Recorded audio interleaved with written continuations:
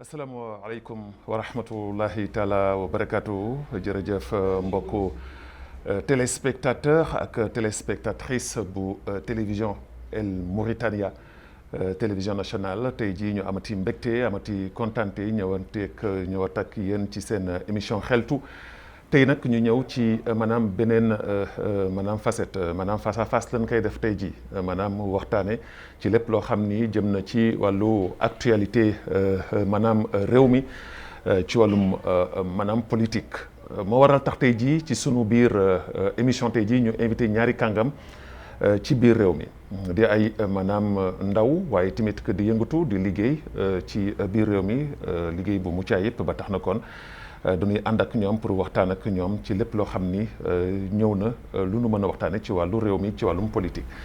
ki si jëkk ñu présenté leen que ñu ngi koy wax Pape Diop wala Pape Adama Diop su leen neexee ñu gën ko xam ci Pada mu nekk ci sama ndeyjoor Pape Diop Pada maa ngi lay nuyu. asalaamaaleykum Babacar maa ngi lay fay di am mbégte ak contentement di ñëw teewe tey si sa waxtaan bi sa émission xeltu. sama ñaareelu invité bi tamit que moom naatangoom la maanaam su ma waxee naatangoom la ci wàllum politique waaye tamit turandoom la ñu koy wax Pape Diop ñu gën ko xam ci Pape Diop waaye ñu koy wax Moussa Bilal Moussa Bilal ñoo ngi lay nuyu. maa ngi lay fay asalaamaaleykum Babacar Naam. maa ngi lay fay maa ngi rafetlu émission bi yàkkamti woon naa trop nga invité ma ci parce que doon naa ko poursuivre ci yeneen chaîne yoo nekkoon mooy émission bi di ñu wax xeltu. voilà merci beaucoup. jërëjëf. voilà kon nag mbokku téléspectateurs yi tey jii nag waxtaan wi xam naa ni du yomb ndax wàllum politique la wàllum politique nag suñ koy wax duñ koy def ci anam yoo xam ne anam bu ubbeeku la kenn ku nekk wax sa xalaat ci loolu moom mooy doxal réew mi kenn ku nekk wax li nga xam ni moom moo yëngatu ma fàttali leen ni Pape Diop Pada mi nga xam ne mooy Pape Adama Diop moom waa UPR la nekk fa cadre ci wàllu ndaw ñi nga xam ne ñoo nekk ci wàllu UPR ki nga xam ne mooy Moussa Bilal nekk koo xam tamit ku nu ràññ la ci wàllu maanaam mouvement boobu ñuy wax ni waa IRA waaye tamit que àndoon ak waa SAWAP ci élection présidentielle yi nga xam ni moom la ñu jénnoon seen candidat nekkoon ci di Biram Da Abeid si loolu nag ñu war a waxtaanee lépp loo xam ni xew na ci biir réew mi waaye tamit xew na ci seen parti yi ba tax na kon du ñuy dooree sunu émission ak Pada Pape Diop tey jii Mauritanie mi ngi jëm ci beneen maanaam page bu bees ndaxte yàggul dara naka bërki démb njiitu réew mi Mouhamadul Cheikh El Ghazouani maanaam njiitu jëwriñ ji fi nekkoon di Ismaïloul Badawul Cheikh Sidiya jox na ko maanaam lu mu ko dénkoon maanaam delloo na ko lenga yi mu ko dénkoon en tant que premier ministre mu jël ko nag feddali ko ak keneen jox ko keneen muy Mohamed Ould Bilal changement premier ministre boobu te ñoo ngi xaarandi ba léegi gouvernement bu bees ñëwagul yaakaaroon nañu sax tey ji balaa samedi daan ko jot pour ñu mën ci waxtaan mais tey ji consultation yaa ngi continuer ban jàngat nga ci am en tant que cadre en tant que jeune cadre tey ji ci parti UPR. waaw Babacar balaa may tontu ci sa question bi da nga may tuuti ma nuyu ñi nga xam ni ñooy téléspectateurs yi. nuyu tamit askan bi nga xam ni moom ñuy seetaan. di def benn njaal ki nga xam ni mooy suñu papa Abdoul Aziz Niang. di ñaan yàlla suñu borom yal na ko xaar aljana. di jaale tamit ñëpp ñi nga xam ni faatu nañ ci li nga xam ni mooy mbas mi. di ñaan yàlla suñu borom mu xaare leen aljana firdawsi. di nuyu ñëpp ñi nga xam ni ñoo ñuy seetaan. waaw li nga wax nag comme question am na solo comme ni nga ko waxee réew mi dafa am benn tolluwaay bu bees bi nga xam ni foofu la toll donc démocratie bi dafa gën a dëgër démocratie bi dafa gën a lalu donc gis nañu nag nguuru Mohamed Cheikhul Ghazouani def na benn at nag ndaw na ci li nga xam ni mooy nataal ko mais bëri na tamit ci ay jéego yi nga xam ne def nañ ko te jamono ñu toll nii comme ni nga ko waxee nag le gouvernement Ismaïla Cheikh Badr dafa rendre li nga xam ne mooy tablier démissionné parce que dafa loolu processus ci démocratie la toll ndaxte dafa am ay mbir yu nga xam ni dañ ko dëgmaloon ci gouvernement bi à travers li nga xam ne mooy commission d'enquête parlementaire donc am ay mbir yu bëri yu nga xam ni wax nañ ko ci am ay mbir yu bëri yu nga xam ne suli nañ ko donc pour ne pas entraver li nga xam ne mooy liggéeyu gouvernement bi ndaxte am na ñu nga xam ne ñu bëri seen tur wax nañ ko ci yooyu donc pour ñu bàyyi leen ñu gën a mën a am possibilité gën a mën a défendre seen bopp gën a setal seen bopp donc ki nga xam ni mooy gouvernement bi dafa rendre li nga xam ni mooy démission bi loolu rek dafay wane ni rek démocratie màgg na démocratie tamit lalu na bu baax a baax ci li nga xam ni mooy gouvernement Mohamed Cheikhul Ghazouani. Très bien alors Moussa Bilal dégg nga li nga xam ni moom la Pape Diop wax ci wàllu démocratie ci que démocratie lalu na ci biir réew mi dëgër na samp na mais laata sax muy ngay ñëw ci tontu boobu dama bëggoon nga wax ma ban jàngat nga am bi nga déggee nii gouvernement wu premier ministre bi fi nekkoon di Ismaïla Ould Cheikh Sidibé démissionné na joxe lenge yi ñu jël ko jébbal ko ki nga xam ni moom mooy Mohamed Ould Bilal ban yëg-yëg nga ci am. waaw maa ngi leen di sant di leen gërëm di nuyu téléspectateurs yëpp di nuyu ñuy seetaan ñëpp loolu jàngat bi ma ci am mooy que ni suma gis-gis ak ci gis-gis yu ñeneen que ni dañoo lajj gouvernement bi dañoo lajj moo tax ñu te dañoo laale ci mbir mi ñëpp di coow dañ cee laale moo tax ñu démissionné looloo waral seen démission et ki ñu fi indi nag muy Ould Bilal xamaguñu lu mu indi.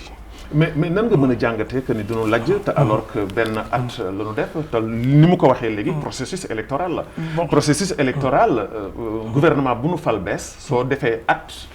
daa ko yeesalaat soit da ngay am confiance ci gouvernement bi nga fi nekkoon sa premier ministre bi fi nekkoon nga bàyyi ko mu dem am lu ci lalu comme ni mu ko waxee que ni dafa am benn enquête parlementaire boo xam ne mi ngi am na ñoo xam ne tudd nañ leen ci laale leen ci pour ñu setal seen der liggéey tamit que ñu mën a permettre liggéey boobu mën a wéy ci anam yu mucc ayib il fallait que tamit que ñu démissionné nan nga tuddee lajj yow lajj soo koy wax lan mooy lajj. lajj cela veut dire que indi wuñu depuis 1 an ak léegi defuñu fi benn résultat bu baax amu fi benn résultat bu baax réew mi bu dee démocratie amagu fi bu dee comment dirais-je bu dee l'esclavage dafa gën a tar bu fekkee ni comment dirais-je discrimination dafa gën a tar daanaka. mais pourtant loolu yow sa njiit waxu ko yow sa njiit waxul loolu. sa njiit fu mu toll fi ni soo nu déggee discours am ci jénn yu mu mujj yi jénn dafa même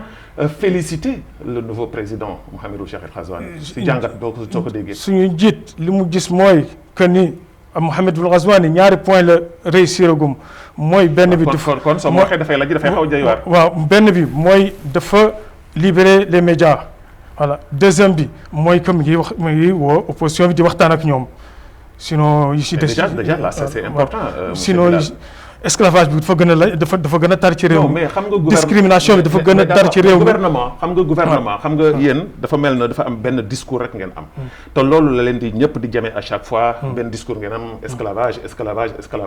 alors que nous on parle de la politique. c'est vrai que la politique lépp ngi ci biir. mais est-ce que tey jii seen discours boobu. du discours boo xam ni discours bu weesu la te da ngeen war a nag tourner la page pour géem a fexe ba participer tey jii au développement de la Mauritanie. tourner nañ la page mais gisaguñ fi dara lu bees depuis 1 an Ghazouani dara beesugu fi dara beesugu fi la fi nekkoon dafa gën a tar donc. et pourtant yow wax nga ni léegi am na changement bu bari. ñaari deux points yi ñoo fi changé permettre tey jii nga nekk ci télévision nationale. di ngeen xam ne moom laa la wax nee naa la libéré na les médias. voilà aussi opposition bi daf leen di woo di waxtaan ak ñoom lii kenn amu ko woon ci Abdoul Aziz. mais déjà ça kenn amu ko woon ci Mohamed Ould Abdoul Aziz. mais yi si des yëpp dañ cee lajj franchement ci des yëpp dañ cee lajj. économiquement réew mi tey jii. économiquement réew mi dafa gën a daanu. avec la situation du Covid. bien sûr avec la situation du Covid malgré tout kenn jooyu gu fi salaire bu nu fayul kenn jooyu gu fi. waaye pauvreté bi dafa gën a yokk pauvreté bi dafa gën a metti am na kër yoo xamante ni tey bu ñu añee duñu reer. Babacar am na kër yoo xamante ni bu ñu añee duñu reer. mbir mi dafa gën a métti c'est pas mondial. c'est pas mondial c'est en Mauritanie. am na ñu gën a pur loolu ñu nekk ci biir réew mi ñi nga xam ne ñoo ngi dund bu jafe boobu monsieur Bilal. bien sûr am na ñuy dund bu métti ci réew yeneen réew yi sax ci yeneen réew bon man yooyu gisuma ko man sama réew laa gis li fi nekk métti na. waaw mais Pada sa waay dafa mel na moom bañ na carrément ba tëdd ci naaj wi est-ce que aussi tamit que yéen ci seen wàllu bopp à un moment donné aussi tamit que du ngeen ko nangul loolu xam ni aussi tamit que bien vrai que ni comme ni mu ko waxee am na ay points yoo xam ni teg nañ ko ñu koy teg si bët ñëpp di si teg seen bët mais tey jii depuis que seen njiitu réew mi nekk fii wala sunu njiitu réew sax laay wax mais seen kilifa parce que yéen a bokk parti bi ngeen di yëngatu. depuis mu nekk ci bopp réew mi ba léegi lépp dafa ni tekk tekkaar parce que ñuy wax ni seen waa ji yëngutoogul. waaw Babacar xam nga dañuy jël affaire bi ci contexte bi nga xam ne moom la président Mohamed Cheikh Al Ghazouani di jëlee réew mi donc bi muy jël réew mi dafa def jàngat natt tolluwaay réew mi ci jafe-jafe yi nga xam ne moom la nekkoon. donc ñëpp xamoon nañ ni jamono bu muy jël nguur gi donc amoon na presque du ma ko wax instabilité politique mais entre parti au pouvoir ak opposition bi donc amul woon déggoo donc tout le temps ñu ngi doon jàppante di weccante ay kàddu yu nga xam ne rafetul. et ensuite li nga xam ni mooy keesu état bi ñëpp gis nañu déclaration bi nga xam ni premier ministre defoon na que ni état bi lu ci nekk ci xaalis bëriwul donc am na yenn réforme wala yenn mbir yu bëri yu nga xam ne dafa waroon état bi war ko def dafay am gàllankoor yu bëri ci li nga xam ni mooy nu train de vie état bi di doxalee donc loolu ci contexte boobu la jëlee woon li nga xam ne mooy nguur gi mais gis nañ première des choses bi mu ñëwee ba jël nguur gi mooy premièrement fexe ba def apaisement li nga xam ne mooy situation politique bi donc woo ñi nga xam ne ñooy opposition bi déglu leen waxtaan ak ñoom dëgg la ils sont de l'opposition mais jaadu na ñu waxtaan ak ñoom laaj seen xalaat ci li nga xam ne mooy ni ñuy doxalee réew mi ak ni ñu koy gérer xam nga loolu tamit benn climat de confiance bi nga xam ne indi na ko lépp li nga xam ni mooy événement yu nga xam ni nationaux la donc ñu koy def dana fexe ba nga xam ni boole ci ñi nga xam ne mooy opposition donc gis nañu li nga xam ne mooy indépendance gis nañu li nga xam ne festival des villes anciennes ñoom woo nañ leen si ñu ànd en communion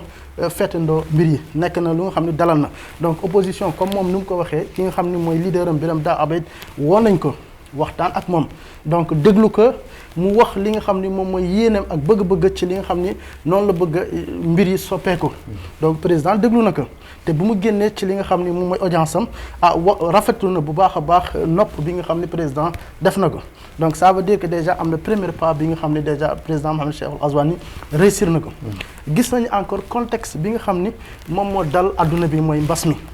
donc mbas mi nag dafa gàllankoor bu baax a baax li nga xam ne mooy économie pays yi waxuma sax Mauritanie boppam mooy ñi nekk à l'étranger ñoo xam ne ñooy pays au niveau international ñoo xam ne dañu am doole mbas mi dafa gàllankoor bu baax a baax li nga xam ne mooy seen doxalin mais malgré ça le président de la République jël na ay décisions ay mesures yu xam ne yu am solo pour mën a dimbali ñi nga xam ni mooy réew mi ak doomu réew mi ñi nga xam ni gàllankoor nañ bu baax ci li nga xam ni mooy mbas mi. mais monsieur Diop ndimbal boobu aussi tamit que dafa bari ñoo xam ne gisuñu si seen bopp. dafa bari ñoo xam ne du ñuy wax ni njuuj njaay bi nga xam ne moo fi daan am démb te ñu yaakaaroon ni soppeeku daan ci am moom. bu mu ñëwee ci wàllu maanaam séddale dund boobu tamit que dara soppeeku ci gis nañ fii ñu ni militaires yi ñoom ñooy distribuer mbir mi gis nañu ni ñu ni dafa am ay commission yu nu teg mais ñun envoyé wu nañu ay sunu ay naatango yoo xam ne ñoom def nañu le tour du sud même je peux dire mais du ñuy wax ni li nga xam ne moo jëm ci dund boobu nga xam ne ñoo ngi ko doon waroon jot population bi askan wi gisuñu ci dara est-ce que foofu tamit comme ni mu ko waxee lajju leen foofu. xaaral Babacar xam nga loolu xam nga lii nga xam ne mooy fonds d'aide et de solidarité bi man su ma koy wax dama ciy am contentement ndaxte résultat yi wala bokk place yi nga xam ni wuyu na ci askan bi fekk leen ci dafa bëri parce que déjà xam nga ñi nga xam ne ñooy agriculteurs yi donc ñëpp xam ne ñu nawet bi ren dañoo sonnoon mbas mi tamit dafa fermé li nga xam ne mooy frontières yi déjà ñoom dañ leen jox li nga xam ne mooy ay dund rakk li nga xam ni moom la ñuy dundalee seen bàyyi ma jofal leen ay subvention tamit wàññi kii bi bu baax xam nga déjà loolu c'est un plus ñi nga xam ne ñoo nekk si dëkkaan yi ñi nga xam ne dañu sonn dañu leen teggil li nga xam ne mooy fayum ndox donc diiru at donc xam nga loolu ku ko defal askanam xam nga loolu wàññil nga lu bëri li nga xam ne mooy électricité tamit dañ leen ko teggil donc si diiru ñaari weer xam nga loolu tamit lu bëri la jox leen encore ay dund lu toll ay jën distribuer ko ci réew mi yëpp donc région yi am na ñu nga xam ne am nañu ay 40 tonnes am na ñu xam ne am nañu 70 tonnes am na ñu nga xam ne am nañu ay 50 tonnes. mais matalewu ko. parce que maanaam suñu waxee matalewu ko ça veut dire que ñi ko war a jot jotuñu ko. parce que tey jii dañuy seet ni sax ñi koy séddale ñi wala ñi nga xam ne yeeyoo woon ko ñoom ñoo koy jël. xam nga séddale bi donc dañ ko superviser par waali yi ak commission yi. donc ça veut dire fépp fu nga xam ne am na manquement ci première phase bi fexe nañu góorgóorlu ba corriger li nga xam ne mooy dysfonctionnement te dégg ngeen ni réew mi déggoo sax nit ñi di yuuxu di wax ni ñoom amuñu satisfaction donc ça veut dire que ni mu war xam nga kenn mënul matale lépp mais en tout cas suñ ko doon nataal di ko jox pourcentage mën nañu wax ni 80% de réussite am na ci li nga xam ni moo doon gestion boobu. gestion bi ci gestion bi. waaw mais Moussa. est-ce que yaakaaroon ni fu mu toll fii nii. li nga xam ne junj na ko ci wàllum ndox mi ci wàllum courant bi ci li nga xam ni moom mooy jën yi ci wàllu dund bi est-ce que yaakaaroon ni loolu tamit que ni c'est visible lu ñu mën a teg loxo la. wàllum courant bi xawma à l'extérieur de mais Nouakchott moom nit ñaa ngi fay courant. non mais am na ñaari weer yoo xam ni nguur gi maye nan ko te loolu man gis naa ay nit yoo xam ni. bon am na ñoo xamante ni fayuñu ko mais am na ci ñoo xamante ni aussi fay nañ ko. waaw voilà wàllu ndox mi la même chose. ni courant bi demee noonu la demee. voilà wàllu jën bi moom yàlla xam doy na jën bu bon lañ fi séddale kenn soxlawu ko jën boobu kenn soxlawu ko kenn bëggu. yow bëggoo ko mais am na ñu ko bëgg. ñàkk pexe mais jën. am na ñoo xam ne suñ ko gis ba suñu ko gis te gis nañ ko. jën yu bon yoo xamante ni kenn bëggu ko daanaka dem togg ceebu géej gi sax moo ko gën wallaahi yoo xamante ni kenn soxla ko. mais man dafa am lu ma xaw a jaaxal aussi tamit que yéen ci seen position yéen ñi ànd ak Birame Dar. waa IRA yi dafa am loo xam ni. man je ne comprends pas mënuma ko comprendre dama bëggoon nga expliquer ma en tant que xëy na cadre boo xam ne yàgg nga ak mouvement boobu mooy yéen da ngeen di ñaxtu rek. yéen fu leen fekk da ngeen di ñaxtu yéen daal pour Mauritanie yéen gisul leen ci lu baax lan mooy seen vision que seen président nekk tey jii ci bopp réew mi. est-ce que du ku bëgg sa réew du question que ni tey jii sama njiit rek moo war a jiite. du loolu rek mooy wala leneen loo xam ne lu ko keneen def. suñu vision du mooy que suñu président rek nekk njiitum réew mais dafa am loo xamante ni lii kenn du ko nangu justice amul ci réew mi ku ne xam na ko justice amu fi égalité amu fi démocratie amu fi voilà. waaw mais lu ñuy def lii yëpp lan la. lan lañ fi def. démocratie mën na weesu tey jii ngay wax sa xalaat wax sa soxla te kenn daggu la kenn waxu la kenn inquiété wu la. moom xëy na amu fi woon waaye mën nga nangu ni au moins tey jii am na lu mu fi teg. mais justice boobu ngay wax tey jii lii nga xam ne ñoo ngi koy wax muy enquête groupe parlementaire bi nga xam ne ñoo ngi koy def su fekkee ni justice loolu du justice lan mooy justice. en tout cas lenn moom dinaa la ko xamal jusqu'à présent depuis temps wu Aziz bi jusqu'à présent. boo amee problème ak naar bu xees boo demee justice moom ci suuf rek nga jëm. xam nga yaa ngi wax discrimination. waaw discrimination boobu est-ce que ak maanaam d'une façon waxin boo xam ne nga baal ma dama koy wax façon wax boo xam ne sax waxu racisme la. mooy li am est-ce que du loolu yéen ngeen di prôné. mooy parce que yéen si seen kaddu toujours benn wax mooy ngeen di wax naar bu xees bi naar bu ñuul bi est-ce que Mauritanie toll na tey jii fu ñuy waxee naar bu xees naar bu ñuul. bon waruñu fa woon toll. mais yéen est-ce que yéen aggravé wu leen situation boobu ba président bu bees bi ñëwee dañoo yaakaaroon day soppi situation boobu mais dafa gën a tar. dafa benn at la fi def mais fi Aziz tegoon tànkam fa la ñëw tegaat tànkam ba mu doublé ko la Aziz doon def tey moom mu ngi def lu ko raw ci ñaawteef. ñaawteef lan nga tuddee ñaawteef. parce que yow tu n'es pas précis. non ñaawteef boo demee Waalo ñu ngi nangu seen i tool jusqu'à présent. ci régime moom. bien sûr. kañ lañ fi nangu toolam ci. demal bu mu deyit bu bërki démb lañ fa nangu seen i tool ñoom ñëpp lañu nangu seen i tool. mais ab jeune ak préfet bi gouverneur bi ñëw ni bu fa kenn bay. mais lan moo tax. voilà ni bu fa kenn bay lan moo tax ñu nangu seen tool. lan moo tax ñu nangu seen ay tool. c'est une question de discrimination surtout du ñoo nangu seen nee nañu bu fa kenn bay am na ñoo xam ne jotoon nañu sax bay. tuuti ñebeeg gerteeg yooyu ñu leen nañu arrêté lépp il faut am na benn jeune bu nekk foofu yor otom di véhicule itam di wër ci tool yi nit balaay nit di bay il faut mu ñëw ba ci moom wax ak moom nga soog a bay. waaw mais Pada li muy wax lii dafa xaw a doy waar su fekkee ni loolu seen waa ji moom moo joxe ordre yu ñu def ko doy na waar Babacar man sax dëkk bi muy wax bi sax wala ba dëkk bi ñuy wax bi sax laa xamul ci Waalo donc wax dëgg yàlla donc mënuma wax ni loolu am na fi sax jamono ñu toll nii xam nga jamono ñu toll nii libéralisation de la presse la xam nga donc lépp lu nga xam ne mooy ñaawteef lépp lu nga xam ne am na ci réew mi presse bi dina ko bind dina ko wax tout à fait. donc man à ma connaissance en tout cas yëgguma ko te dégg te Waalo nag xamaguma nag ban dëkk moo fa tuddee Boum Déej nekkul Waalo waaye Waalo am na ña fa nekkoon ay Haalpulaar nangu nañ seen i tool yóbbu nañ leen prison ça ne fait même pas une semaine. mais lan moo war a tax xam nga nit ki tamit. su mool yi c'est la même chose. non d'accord mais su fekkee ni xam nga accusation aussi tamit dafa yomb xam nga nit rek tuumaal nit ki te xamoo lu tax parce que administration la.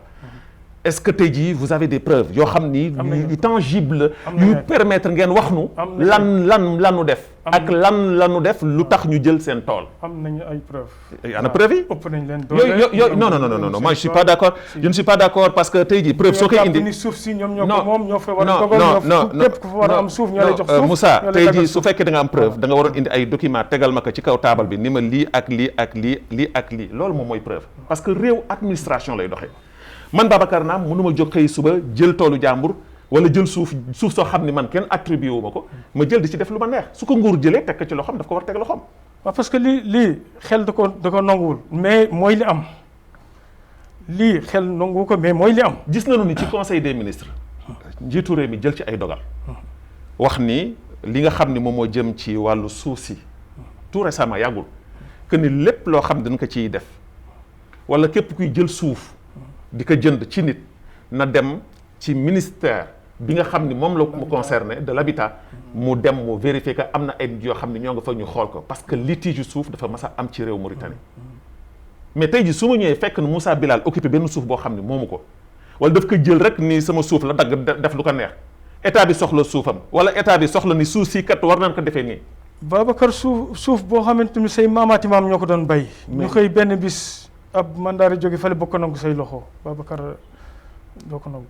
non man xam nga man ba tey ji soo ma indiloon tey ji ay preuve dinaa ci mën a sore ci wàllu woowu mais comme amoo benn preuve boo xam ne tegal nga ko ñi ñu mën a xam ne lii lu wóor la. donc ça veut dire que toujours que ni yéen seen politique daal mooy politique gu diabolisé. non li mi la wax nii am nañ ci ay preuve. mais ana preuve am na ci man maa ngi daal preuve mais am nañ ci ay preuve. waaw loolu nag bu mu la dalati parce que loolu c'est une faute grave. parce que sooy def di jàkkaarloo ak sa naatangoo mu nekk ci nguur gi. te amoo benn preuve. loolu moom dafay xaw doy waar. il fallait que nga indi preuve bi wan que Mauritanie yëpp teg seen bët xam que ni lii ak lii la nit ki def ci toolu jàmbur wala ci suufu jàmbur n'est-ce pas. voilà Pada. du ñuy dugg nag ci benn aspect boo xam ne aspect bu am solo la. juñu nga ko sànq yéen lan ngeen di xaar tey jii ci commission d'enquête parlementaire bi nga xam ni samp nañ ko fi ñu tudd ci ñu bëri nag wax nañu ni seen xel dalu ci parce que fi mu daan jaar rek lay jaar démb rek maa ngi bokk ak jataay ay nit ñoo xam ni dañ lay wax ni la grand dem leen ngeen tëdd ngeen nelaw mbir mi du mujj fenn 6 ak 9 la rek li fi nekkoon moo fi nekk te est-ce que tey jii am ngeen yaakaar yéen ñi nekk sans aussi langue de bois que ni daa ngeen wax réew Mauritanie que ni lii ñuy wax ci wàllu maanaam jalgati détournement maanaam corruption yàqal réew mi jël suufu jàmbur comme ni ma ko junjee que ni commission bi dana jaar ci anam yu mucc ayib. waaw Babacar xam nga li nga xam ne mooy commission nationale commission d'enquête parlementaire dafa nekk lu nga xam ne demande nationale te ensuite li nga xam ne opposition ak majorité parlementaire ñoom ñoo bokkoon li nga xam ne mooy commission donc def nañ seen ay enquête donc def nañ seen ay recherche ba établir seen li nga xam ne mooy seen rapport donc ñoom nag jébbal nañu seen rapport bi ki nga xam ne mooy ministère de la justice nag jël na rapport bi jox ko ki nga xam ne mooy procureur donc procureur bi nag lépp lu nga xam ne mooy procédure bi nga xam ne moo ci aju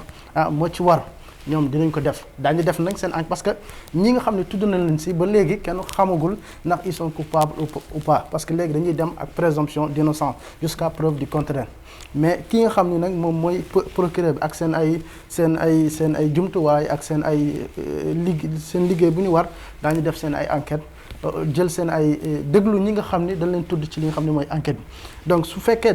il s'est avéré que ñoom ils sont coupables ci li nga xam ne nu leen taqalee daan leen yóbbu ci tribunaux yi nga xam ni moom moo leen war a juger ñu juger leen appliquer leen li nga xam ni mooy daan bi nga xam ni moo ci war donc jàpp nañu ak xel mu dal que ni lii dana dem ba fi nga xam ni foofu la war a yem. mais gouvernement bii nga xam ne ñoo ngi koy xaarandi di gouvernement bu bees bi réew mi yëpp di xaar bare na ñoo xam ni tuumaal nañ leen ci mbir mii ngay tudd muy commission d'enquête parlementaire alors tey jii yow su fekkee ni tey jii ministre yooyu nga xam ne dañ leen tuumaal ñoo ngi ci biir gouvernement bi ba tey jii suñ ko jénnee tey suba gannaaw suba da doon gàcce ci yow wala mbetteel ci yow. Babacar en tout cas sama yaakaar ak logique bi may demee yaakaar naa ne ñëpp ñu nga xam ni tudd nañ leen ci biir li nga xam ne mooy commission bi te jàpp nañu ne seen loxo mi ngi ci biir li nga xam ni daal tuumal nañ leen ci yaakaar naa ne ñoom waruñu figurer ci li nga xam ne mooy gouvernement bees bi. ndaxte loolu sax moo gën a sabab li nga xam ne mooy démission président le premier ministre. donc jàpp nañu su ku xam li nga xam ne moom lay démocratie di doxee donc ku xam li nga xam ne logique mbir yi noonu lay doxee si yoon ñooñu war a ñu figurer ci li nga xam ni moom mooy gouvernement léegi nag le chef de l'État moom il est libre parce que moom mooy nommé donc forces armées yeeg kii donc moom mooy xool ku nga xam ni doy na ko ku nga xam ni wóolu na ko mu nommé ko donc. mais su fi nommé koo xam ne tey jii tuumaal nan ko est-ce que loolu du doon comme ni mu ko waxee continuité rek la. jàpp naa ne xam nga comme que mbir yi yeggagul donc kenn waxagul ni carrément ñu jàpp ci loxo ak preuve à l'appui ni kii moom moo def kon ça veut dire jusqu'à présent donc mën nañu njort ni il est présumé innocent ba ñuy def procès ba ñuy def enquête. donc loolu daal logique mais lu gën a rafet lu gën a jekk mooy que ni warul figurer ci li nga xam ne mooy gouvernement bi nga xam ne moom la ñuy nar a def. yéen seen askan boobaak léegi da ngeen di jooy que ministre que dañ leen joxul cër guddeeg bëccëg bokk nga ci ndaw ñi koy kaas guddi ak bëccëg est-ce que am nga ci yaakaar cette fois-ci. waaw Babacar question bi nga wax bi am na solo c'est vrai que depuis ay at ñoo ngi jooy wala bokk di laaj ñun tamit ñu boole ñu ci li nga xam ni moom mooy ñi nga xam ni war nañ leen jox responsabilité ñu gérer li nga xam ni moom mooy responsabilité yi nga xam ni président de la république mu ngi koy dénk kii ndaxte am nañu xel am nañu wóor maanaam jub te gëm nañu ne bu ñu wóoloo ba dénk ñu loolu dinañu gérer bi nga xam ne bu mucc ayib la li nga xam ni mooy responsabilité yi président de la république dénk yaakaar nañu ne am nañ njort bu rafet que ni gouvernement bi nga xam ni moom la ñu war a def day nekk benn gouvernement de consensus national gouvernement d'union nationale xam ni ñëpp dinañ ci gis seen bopp incha allah. mais le problème c'est que yéen ci seen wàllu bopp yéen wala fii seen maanaam da ngeen amul leadership dafa manqué ci yéen un leader koo xam ni tey jii suñu tournée daj si moom loolu da ngeen am problème boobu yéen. non Babacar ñun manqué wuñu leader parce que ñun en tout cas fi ñu toll nii soo waxee ni askan wolof kan mooy seen leader du ñu laam-laame mën nañu wax ni Ba Madine moom mooy suñu leader wala nga ne Ngisali Fall moom mooy suñu leader kon ça veut dire que ñun donc manqué ñu leader te parce que man mii di ñëw fii ba man maa ngi nekk ki sama leader moom mooy Ba Madine. pour yow tey jii suñu doon tànn Ba Madine la ñu war a tànn. déedéet jàpp waxuma ni Ba Madine la ñuy tànn parce que jàpp naa ni. Ba Madine parce que soo waxee ni tey jii seen leader Ba Madine la Ngisali alors ñoom depuis que la Mauritanie et la Mauritanie je peux dire que ni ñoo ngi fii di yëngatu ci wàllum politique responsabilité yu bëri am na ay jeunes ay cadres yoo xam ne ñoo ngi fii valable tey jii pour mën a gérer place yi nga xam ne gérer nañ ko. même yow sa wàllu bopp tey jii suñu la constitué woon na jox le ministère waroo ko xepp sa bopp. lan moo waral tax tey jii changement classe politique boobu surtout la jeunesse yéen ñi ngeen doon ni mënu leen ko nangu yéen. xam nga di wékku rek. xam nga képp koo gis da ngay am njiit xam nga. nit ki doo dem noonu donc dafa am fenn fi nga xam ne moom foo ngay tënku donc ñun ay ndaw lañu donc mais am na ñu nga xam ne ñooy suñu ay kilifa te ñoom ñoo ñu njëkk ci li nga xam ne mooy langue politique bi. mais am na ay cadre yoo xam ni tey jii ñoo ngi fii valable je cite ku mel na tey jii ministre conseil je peux le Oumar Gueye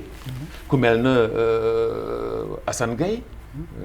Il y a d'autres cadres. ku mel na Moussa Dieye bi ma fi invité woon barki dem ñooñu ñëpp ngay wax ku mel na pourquoi pas Pape Diop. pourquoi du ngeen dëggal seen bopp gëm seen bopp aussi tamit que yéen tamit que ngeen xam ni ndaw ngeen yéen a war a jóg parce que tey jii soo xoolee gouvernement bi fi jàll bi ay ndaw kese ñoo si nekk non Babacar ñun ñàkk ñu dëggal suñu bopp ñàkk ñu gëm suñu bopp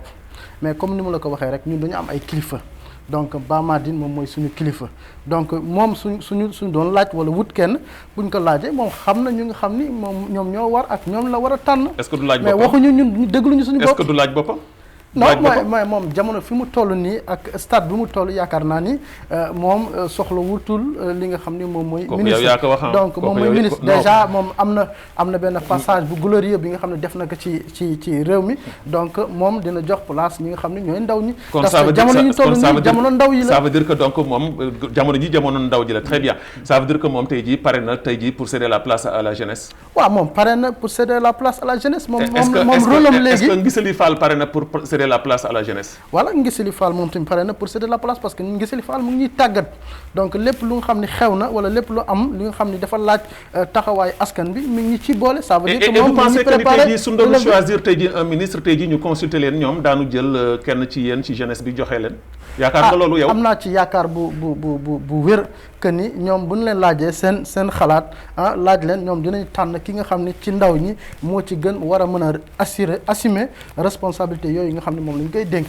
Espérons on va voir l'avenir est devant nous daanu xam exactement fan la wànnent di mujj ak ay gëtam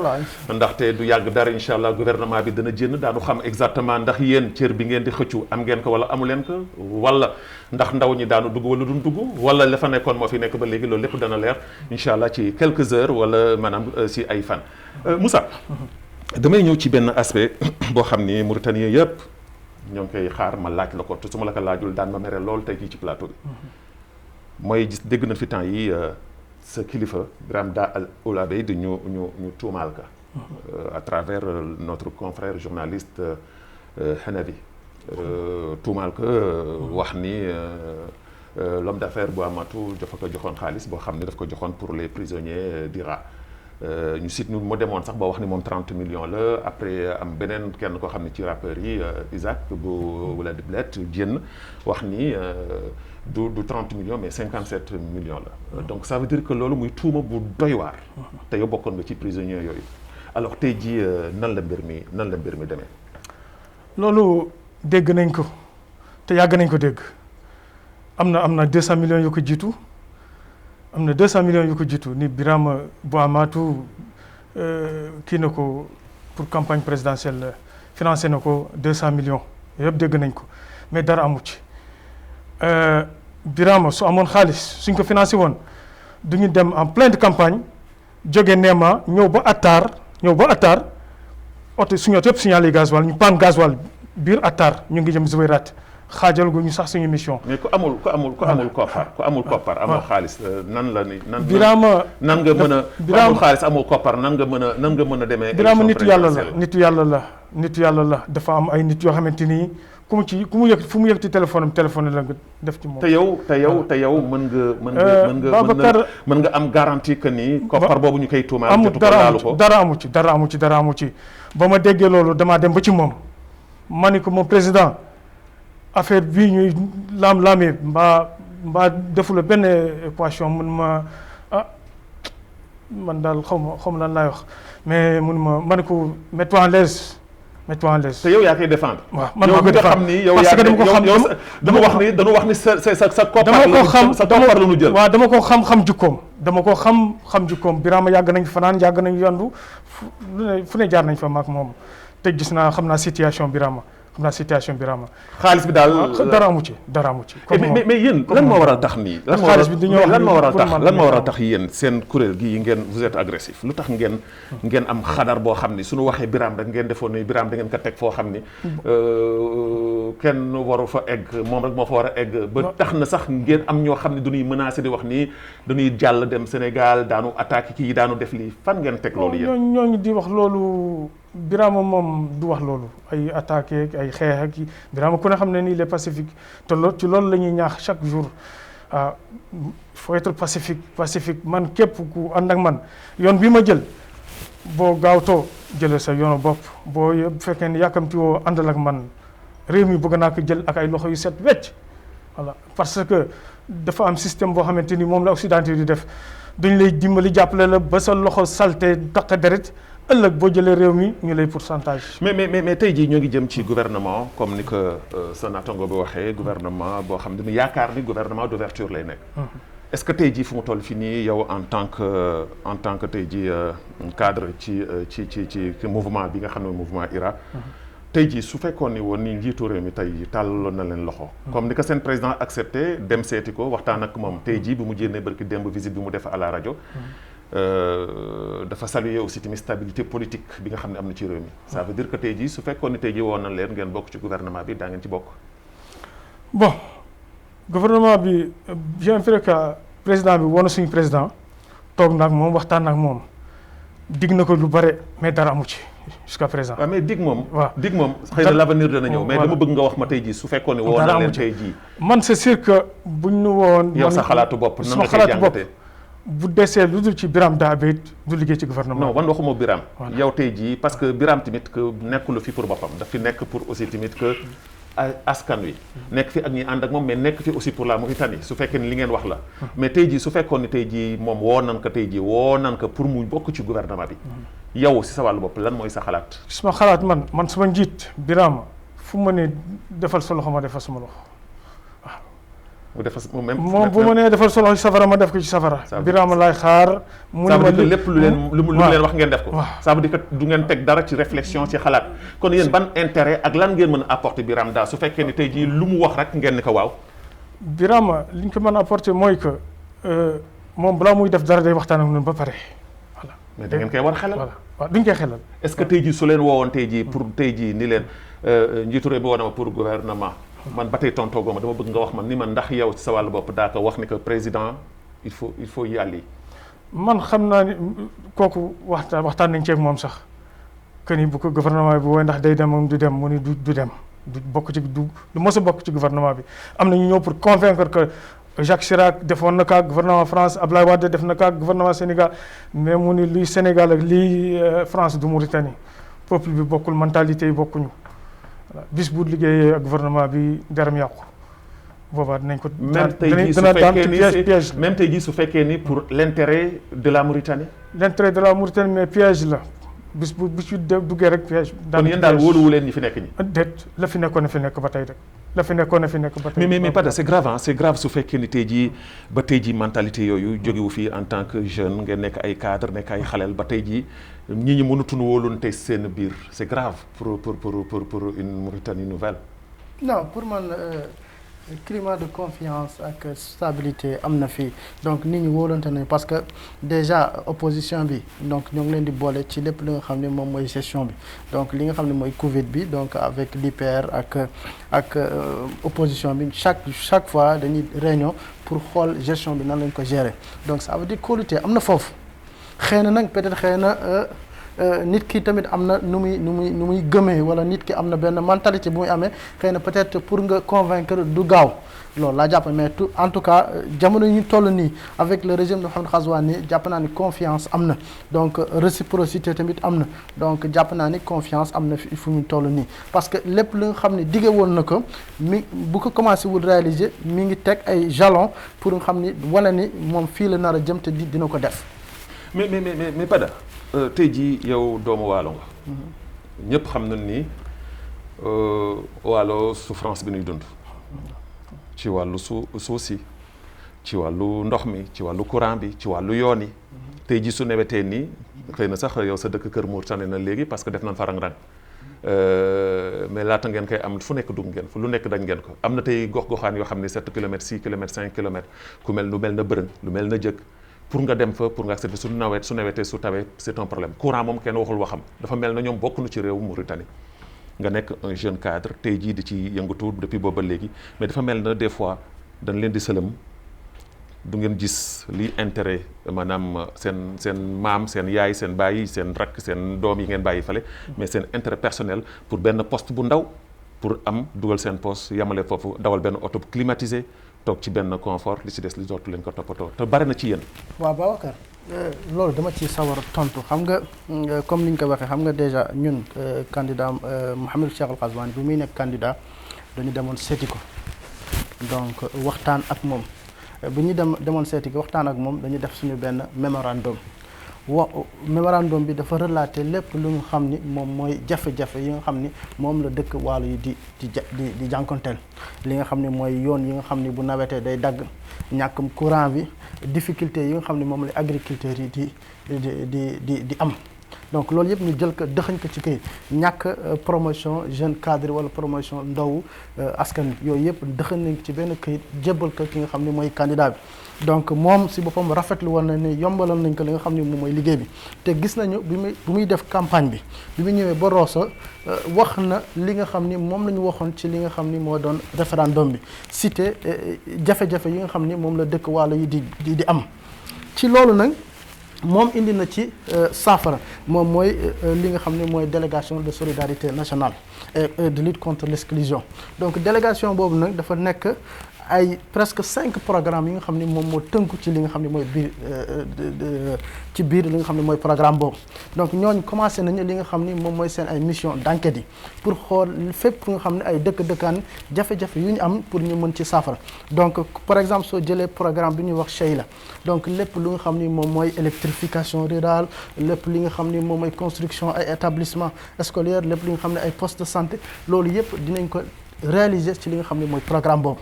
am na beneen programme bu ñuy wax Tekavul déjà loolu mi ngi commencé daw mooy maanaam ménage yu nga xam ni dañu nekk ay ménages yu vulnérables yu nga xam ne dañoo pauvre dañ leen di jox ay ndimbal donc par trimestre avant 1500 MRI la léegi yokk nañ ko par trimestre bu mu dem si 36000 donc loolu nekk na lu nga xam ni dafay wuyu ci li nga xam ne mooy jooy bi nga xam ne moo leen doon jooy donc soo demee biir Waalo muy Kër Muur muy Fass muy Bërëg déjà avant tabaski bi donc ñoom commencé nañ fa ñëw ba distribuer fa li nga xam ne mooy dimbal yi.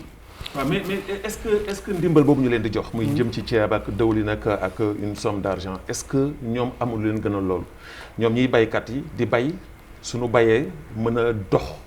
jël oto dem rapidement di yóbbu seen ay dund est-ce que loolu gënul leen defaral leen goudron yi électrifier leen ndox mi ni naan bi parce que tey ji région maanaam village yu bari tey ji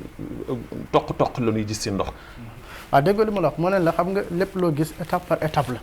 xam nga ni léegi déjà léegi moom programme la ñuy suivre donc waxuma ni léegi nii jafe-jafe yëpp teggeeku na mais si processus la ñu nekk donc par exemple. am na yaakaar ngeen ni laata 5 ans yi di mat loolu lépp dana mat. en tout cas gëm naa ni ak yaqin bu wër balaa 5 ans fii ak 3 ans mandat bi di dem dinañu gis coppite ko bu am solo ci li nga xam ne surtout mooy dëkkaan waxuma rek Waalo bi kese mais lu ci sur le territoire national yëpp dinañ gis liggéey bi nga xam ni Azur mi ngi koy def donc à travers li nga xam ni ñoo seen ay programme donc loolu nekk na lu nga xam ne nit ñi dañ ciy teg seen bët déjà. l'emploi de la jeunesse. voilà c'est très important te yi ndaw ñi parce que mën nañu wax ni ñëpp ñoo ngi naan attaaye di yeewu ci kaw lal yi kenn mënutul sa bopp dara te loolu aussi tamit que war na nekk objectif bu njëkk bu njiitu réew mi nan nga ko jàngatee yow en tant que ndaw. waaw man en tant que ndaw. soo amul rak amoo jarbaat am nga ku la jóge koo xam ne tey jii. mu ngi ci difficulté yooyu. waaw xam nga chômage jeunesse bi nekkoon na programme bu am solo bi nga xam ni ci programme président de la république waxoon na ko parce que ndaw ñi il faut ñu wutal leen liggéey. te loolu tamit jàpp naa ni ñoo ngi ciy def jéego bu am solo à travers le ministre de la jeunesse ministre de l'emploi et de la jeunesse mooy Talla bi donc gis nañu jéego yu nga xam ni moom la koy def parce que déjà il fallait woon tamit nga identifier li nga xam ni moo doon jafe-jafe yi nga xam ni moom la ndaw yi di am maanaam bëri na ñu nga xam ne jàng nañ am nañ ay diplôme mais formation yu ñu am yi dafa dëppoowul ak li nga xam ne mooy marché de l'emploi donc dafa laajoon tamit benn requalification wala bokk li nga xam ne mooy formation donc loolu moo nekkoon lu ñu njëkkoon def à travers yi nga xam ni mooy accords yi nga xam ne def nañu ko avec le patronat maanaam fexe ba recruter plus de 600 jeunes 6000 jeunes ñu recruter leen à travers li nga xam ne mooy restauration les métiers du bâtiment li nga xam ne yëpp da leen di former après recruter leen loolu nag su processus boobu su continuer jàpp naa ni li nga xam ne mooy chômage bi dina wàññeeku bu baax a baax. askan wi du ñuy jooy surtout fonctionnaire yi ngeen doon que salaire yi moom sarax la rek. waaw xam nga loolu moom nangu nañ ko ne salaire yi xëy na laaj na ñu rehaussé ko mais comme ni mu ko waxee mooy contexte bi nga xam ni moom la njiitu réew mi jëlee woon li nga xam ni moo doon gouvernement parce que jamono yooyu kees yi dara nekk ci woon donc instant boobu noonu ak première at bi mënoo ci woon def ay augmentation parce que boobaa tamit koppar yi mu laaj yow doo ko ci mën a financer donc mais jàpp nañu fii ak at yi di ñëw fii ak année bi di ñëw jàpp nañu dinañu yokkut parce que loolu moom la réew mi laaj moom la jamono laaj parce que léegi jafe-jafe yi dafa bëri te denrée yi dafa yokk loolu nag nekk na loo xam ne war na ci wàllu boobu sax muy laal ci lay dugg maanaam gis nañu temps yi que les quartiers périphériques yu jëm ci yenn quartiers yi Darna yi Mayine Seck ak yooyu yëpp ñoo ngi fiy def électrifié maanaam goudronnage beeg voirie yi di ko defar yow ban jàngat nga ci am. kooku projet Aziz la woon bu eggugul woon. waaw mais état continuité la. waaw projet Aziz la lu rafetlu naa ko trop waaye am na lu ko jiitu. lan moo ko jiitu peuple bi dañoo sonn peuple bi dañoo xiif mooy prioritaire. ça veut dire que maanaam. peuple bi ku dëkkul ci banlieue bi doo xam. li xew dund gi moo metti. waaw dund gi metti na. balaa ñuy godron nekk di karole. dañu jox ñu lekk nit ñi sonn nañu. Babacar naam ku dëkkul ci banlieue bi doo xam li xew. tey jii gis nañu ni maanaam yenn quartier périphérique yi toujours maanaam li jëm ci wàllu banditisme dafay bare lool. pauvreté bee tax lan moo indi loolu. pauvreté bee tax ak manquum courant amu fa éclairage public amu fa. tey jii su fekkoon amoon nga message tey jii boo doon lancé njiitu réew mi tey jii lan nga koy wax yow. mu jëlee nit ñi ci pauvreté bi d'abord. éclairage public bu ko defee njàng bi xale yu bare di def banditisme. seen njàng duñ ko yàq dañoo yàq njàngu xale yi il fallait que ñu dem nekk jaay bandi. mais Pada est-ce que loolu tamit que aussi tamit du doon loo xam ni dafa war a nekk tey jii priorité njiitu réew mi maanaam emploi jeunesse bi comme ni nga ko junjee léegi mais aussi surtout maanaam éclairage maanaam quartier périphérique yi parce que dañuy wax ni en général suñuy wax dañuy wax ni Mauritanie benn quartier moo fi nekk muy quartier bi ñuy tuddee quartier chic Tavraxzen soo fi jénnee foofu ngay yem bokkatul dara ci yeneen quartier yi lëndamaay bi moo nga fa samp fa est-ce que tey jii waruñu décentraliser pour mën a fexe yaatal mbir mi. waaw Babacar comme ni nga ko waxee léegi xam nga lii nga xam ni mooy éclairage public je pense que ñu ngi ci projet parce que déjà foo demee ba di def voirie def ay goudron donc la moo ci topp mooy samp ay poteaux. donc suñ demee ba ci quartier périphérie yi ñu wax ni comme par exemple Toujénine Tayaret Elmina Basra ñoo ngi def voirie yi def ay trottoirs ça veut dire que donc on va vers électrification li nga xam ne mooy public bi te déjà gis ngeen foo demee ci sooy circuler ci quartier yi da ngay gis poteaux yu ñu teggi pour préparer li nga xam ne mooy samp bi ça veut dire que loolu bokk na ci li nga xam ne mooy programme chef de l'État Mohamed Ghazouani donc foofu lu ñu jëm bon par rapport ak li muy wax njàng mi donc njàng mi ñëpp xam nañu loolu dafa nekk priorité président de la République donc mooy mettre en place une école républicaine fépp fu nga xam ni doomu réew mi ngi fa ñu bokk benn école di fa yeewandoo ñu jàngal leen li nga xam ni moom mooy arkaanu réew mi xamal leen li nga xam ni moom mooy union nationale ak cohésion sociale donc loolu nekk na lu nga xam ne ci priorité bi te déjà ñoo ngi teg jéego yi pour commencer li nga xam ni mooy réforme bi. mais ci réforme boobu ak ci maanaam tey jii est-ce que tey jii yaakaar nga ni gouvernement bu bees bi ak seen njiit taxaw nañu tey jii pour fexe ba sunu làkku réew mi ñu ñëw di ko maanaam jàngale ci biir école yi. pour ko gën a dëgëral parce que loolu tamit bokk na ci loo xam ni opposition bi dañ koy yuuxu guddi ak bëccëg ñu ngi koy xeex. xam nga loolu damay jàpp ni bëgg-bëggu askan bi yëpp la maanaam làkk réew mi ñu fexe ba di ko jàngale ci biir école yi ndaw yi ñëpp doomaani réew mi yëpp ku nekk di mën di làkk sa làkk morom gis nañu jéego bu am solo bi nga xam ne def nañ ko au niveau de l'Assemblée nationale donc fexe ba nga xam ni lépp mooy képp ku nga xam ni yaa ngi wax ñu mën ko tekki ci beneen làkk bi muy wolof bi saraxole bi tukulóor bi donc loolu nekk na jéego bu am solo te ñëpp ñoo ngi koy rafetlu di ko sali mais dugal ko ci daara yi tamit dafa am solo donc loolu tamit dañ koy delloowaat ci li nga xam ni mooy daara yi fexe ba tamit ñu leen di jàngal seen làkk jàngal leen tamit yeneen làkk étrangers yi comme par exemple anglais espagnol pour ndaw ñi dès le bas âge ñu mën di jàng làkk yooyu comme ça seen xel mën a ibbeeku comme ça boobaa du ñu am problème pour mën a insérer wu pour mën a tamit jàng yenn xarala yu bees yi. très bien Pape dafa am loo xam ne aussi tamit que il faut que ma laaj la ko mooy seen njiitu maanaam mouvement bi muy dem di seeti njiitu réew mi dégg nañu ci weewu bay que ni li mu ko bokkoon na ci li mu waxoon ak moom maanaam imposé ko moo doon récépissé par thème. alors fan ngeen ci toll. récépissé bi dafa jaaree boor lañ ci diggoon ba léegi dara amagu ci. mais yéen a ngi am yaakaar quand même. bon en tout cas ba léegi dara amagu ci jaabante nañ fa nag ba tàyyi le ministre Wul Yaali jaabante na fa bàyyi daalam dagg ñu koy digal suba gannaaw suba ba léegi bon. yéen a ngi xaar daal. ñu ngi xaar yàlla. voilà ci wàllu woowu bari na maanaam ay mouvement ñoo xam ne ay parti politique lu ku mel ne Birame Da ñaari élection présidentielle mi ngi ciy bokk bale moo nekkoon ñaareelu place bi bii ñooy wax ni moo ñëw ci ñetteelu place bi alors tey jii est-ce que tey jii jotul nguur gi tey jii jox leen seen ay kayit parce que war nañ ko yor lu mel ne aussi tamit FPC bu Samba Thiam. waaw loolu moom yaakaar naa ni processus la te yaakaar naa ni lu gàtt peut-être daañu leen jébbal li nga xam ne mooy seen récépissé parce que démocratie moom moo ko laaj donc jeu politique bi tamit moo ko laaj donc ñoom tamit comme que respecté nañu li nga xam ne mooy procédure yi peut-être lépp lu nga xam ne moo aajo ci dépôt yi yaakaar naa ni processus la xëy na peut-être dañu xaw yàkkamti rek mais du yàgg dara xëy na ñu jébbal leen li nga xam ne moom mooy seen récépissé ñu mën a exercer donc librement seen li nga xam ne mooy seen ay activité alors tey jii ci wàllum politique ñoom ñëpp sax la bokk ñu ci ëpp bokk ci opposition bi félicité nañu la stabilité politique bi nga xam ne moo am ci réew mi est-ce que stabilité boobu ci 1 an yi warul tax aussi tamit que nguur gi ak seen njiit jóg taxawaat xoolaat beneen taxawaay pour éviter aussi tamit kay dérapage ak ay manifestations yoo xam ni amul bopp amul genn géem a fexe ba am lu ñu viser pour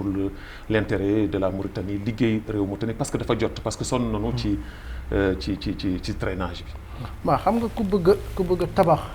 tabax réew wala ba tabax bu mucc ayib di nga fexe ba nga xam ni réew mi dal donc pour réew mi dal nag il faut que force yëpp mën a di waxtaan yëpp mën a booloo ñuy weccalante ci dans le calme ak dans la sérénité donc forcément donc jéego bi nga xam ni président de la République commencé na ko donc ci loolu lay wéyale pour mën a gérer de façon calme ak paisible li nga xam ni mooy mandat bi donc ñoom c'est vrai que c'est de l'opposition mais de toute façon ñoom on va continuer di dialoguer ak ñoom continuer di waxtaan ak ñoom parce que démocratie moo ko laaj mais lépp dañ koy def ci dal ak wóolante. alors perspective wu seen mouvement lan mooy seen perspective lan ngeen xalaat tey jii que ni ci kanam bëgg ngeen ko teg loo xam ni lu leen di jariñ la luy jariñ réewu Mauritanie la aussi.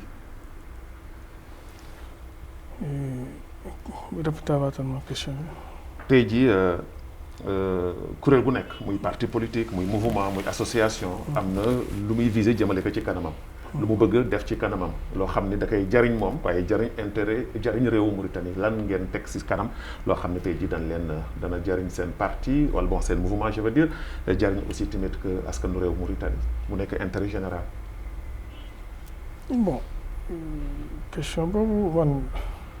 c'est une question piège. bon kooku man mu ci sore quoi li suñu jiit def ci boppam que ni moom lay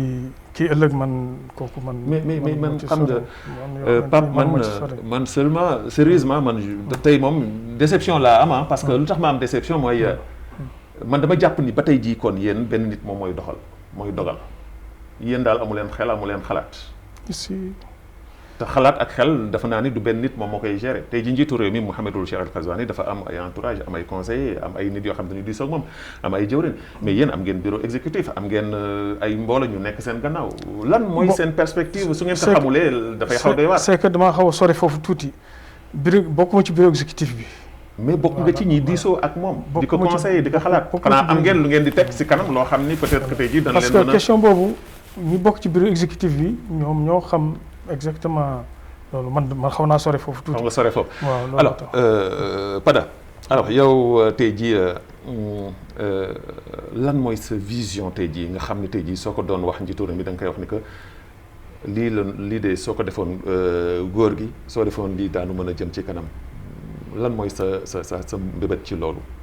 waaw man sama mbébét ci loolu mooy que ne mooy renforcer bu baax a baax li nga xam ni moom mooy unité nationale bi fexe ba nga xam ni couche sociale yëpp dinañu gën a gis seen bopp ci li nga xam ni moom mooy yorinu réew mi donc képp ku nga xam ni amoon na jeexi jaax wala yaakaaroon ni rek coppite ko amul rek mu xelam mën a dal bu baax a baax ci ni nga xam ni moom lay ñuy yore réew mi à travers li nga xam ne mooy gouvernement bi maanaam exécution li nga xam ne mooy programme chef de l'État. ñuy xalaat tamit encore beneen mbébét bu gën a mag bi mooy que ni ñun askanu wolof tamit ñu gën a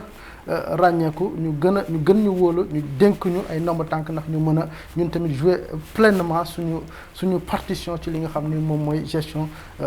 ndombal tànk bi moom mooy ministre. waaw mën na nekk ministre mën na nekk directeur mën na nekk responsable conseiller mën na nekk lu nekk. mais am ngeen yenn responsabilités yi quand même. waaw mais xam nga responsabilité yooyu du doy mais bëgg nañu. mais est-ce que tey jii suñ leen falul ministre tey jii si seen askan du doon gàcce ngeen jógaat di yuuxuwaat wala da ngeen di continuer di tàccu rek parce que yéen tamit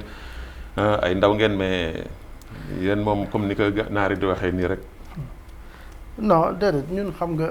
jàpp naa ni en tout cas suñu yéene ak suñu bëgg mooy que ne ñun tamit ñu am ndaw wala bokk ay ndaw yi nga xam ni daañu figurer ci li nga xam ne mooy gouvernement bi nga xam ne mooy gouvernement Mohamed Cheikh Al Azwani deuxième gouvernement loolu dana nekk lu nga xam ni dafay gën a dëgëral suñu ànd ak moom dafay gën a tamit daf ñu gën a jox tamit gëdd par rapport ak ñi nga xam ni ñooy opposition bi donc ñoom ñi nga xam ni ñoom la ñooy suñu ay naataango. lan ngay tàggoo émission bi jeex na. ban message tey jii ngay tàggoo. waaw message bi may tàggoo mooy que ni di ñaan jàmm bu baax a baax suñu réew di wax ni rek nañu gën a dal nañu gën a ubbiteku te jàpp ni coppateku bi mi ngi soog a door ñu bañ nag yàkkamti xam ne mbiri étape par étape. par étape la très bien Moussa Bilal lan ngay tàggatoo suñu émission jeex na. bon man maa ngi leen di sant leen gërëm vraiment di rafetlu seen émission bi et di wax que ni état bi war nañu xool problème recensement bi peuple bi 90% yi ba léegi recensé amuñu kayit ba léegi amuñu kayit te kooku état bi war na ci jërëjëf kon mbokku téléspectateur ak téléspectatrice bu télévision nationale di gërëm di sant bu baax a baax sama ay invité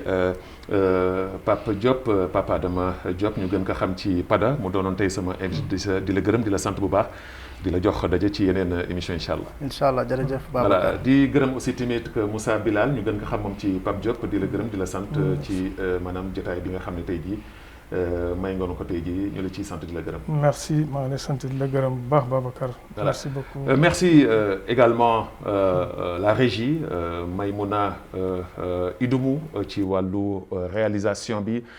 Tijani ci wàllu son bi di gërëm di sant bu baax a baax Sidi Moula Val fële nga xam ne moo nekk ca VTR Mouhamed Bakar Injek tey jii nag comme ni leen ko waxee xeltu spécial la woon amul woon benn élément tey jii waaye je pense que ni jàngat nañ fii lu am solo ci li nga xam ne moom mooy doxalinu réew mi ak li nga xam ne ñoo ngi koy xaar di gouvernement bu bees boo xam ni incha allah fi lekk ay waxtu wala ay fan daanu ci am lu leer daan ci gënaat jàngat nag invité fii ñeneen kàngam yoo xam ne daan ñu ci waxtaanal ñu mën ko jàngat ndaxte loolu